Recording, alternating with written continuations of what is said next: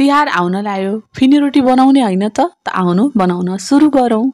तिहारमा फिनी रोटी एकदमै स्पेसल हुन्छ, बनाउन पनि स्पेसल तरिका नै हुन्छ। कहिलेकाहीँ फिनी रोटी बनाउँदाखेरि हामीले राम्रोसँग ट्रिक्सहरू हेरेर बनायो भने त एकदमै पर्फेक्ट बन्छ। हजुरहरूले त अवश्य आउँछ होला। मैले यो सेकेन्ड टाइम बनाउँदैछु। फर्स्ट टाइम बनाएको थिएँ त त्यतिखेर त्यति राम्रो बनेको थिएन, तर योपालि एकदमै राम्रो बन्यो, एकदमै पर्फेक्ट बन्यो। त सोचेँ म हजुरहरूसँग पनि सेयर गरिदिउँ। केही मिस्टेक हुन्छ भने मलाई कमेन्टमा अवश्य बताउनु होला, अनि मैले त्यो सुधार गर्छु। त सबैभन्दा पहिला हामीले मैदा लिन्छौँ। मैदामा मैले यो थोरै एमाउन्टमा बनाउँदैछु, त्यही भएर मैदामा मैले 2टा ठुलो चम्चाको घिउ राखेँ। अनि थोरै थोरै पानी हाल्दै यसलाई राम्रोसँग डो बनाइहाल्छौँ। सफ्ट डो बनाउँछौँ, धेरै टाइट पनि नआए, धेरै गिलो पनि नआए, जस्तो रोटीको डो हुन्छ त्यस्तै डो बनाउँछौँ। अनि त्यसलाई छोपेर राखिदिन्छौँ आधी घन्टाको लागि। अनि यता हामीले साठो बनाइहाल्छौँ।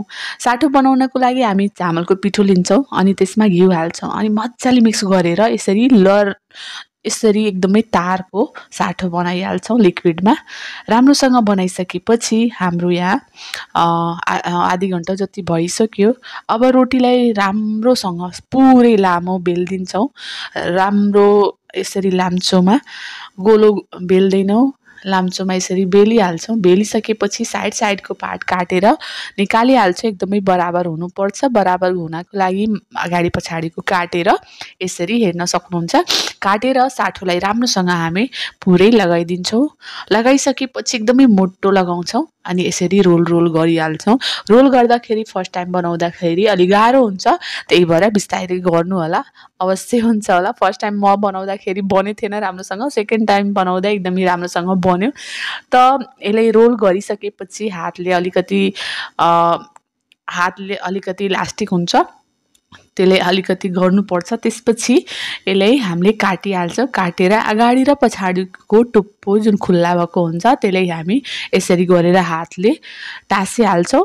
टाँसिसकेपछि यसलाई राम्रोसँग एकदमै पातलो गरेर रोटी बेल्छौँ। बेलिसकेपछि आफ्नो एकोर्डिङ, आफ्नो अनुसार फुलबुट्टा बनाइदिनु होला। मैले सिधा मात्रै बनाएको छु, जुन मलाई आउँछ। बनाइसकेपछि कराही तताउँछौँ, त्यसमा रिफाइन्ड ओइल हाल्छौँ, अनि मजाले तातिसकेपछि लो फ्लेममै हामी यसले फ्राई गर्नु छ। अनि 1 2टा राख्दै म गइराखेको छु। अनि राम्रोसँग यो फ्राई भइसकेपछि हेर्न सक्नुहुन्छ कस्तो राम्रो देखेको छ। यो बनाउँदाखेरि मलाई यस्तो फिल भइरहेको थियो कि यो राम्रो बन्छ कि बन्दैन। बनिसकेपछि त मलाई यति खुसी लाग्यो। अनि यस्तो पर्फेक्ट बन्यो यो फिनी रोटी। त्यसले मिडियम फ्लेम टु लो फ्लेममै हामी फ्राई गर्छौँ, न त यो डढिहाल्छ। यसले फ्राई गर्न धेरै टाइम लाग्दैन, 1 देखि 2 मिनटमा यो मजाले फ्राई भइहाल्छ मिडियम फ्लेममा गरे पनि। त हेर्न सक्नुहुन्छ हाम्रो फिनी रोटी रेडी भइसक्यो। कति क्रिस्पी छ, म फुटालेर देखाउँदैछु कस्तो क्रिस्पी छ, लेयर छ। त यस्तै बनाउनु अनि इन्जोय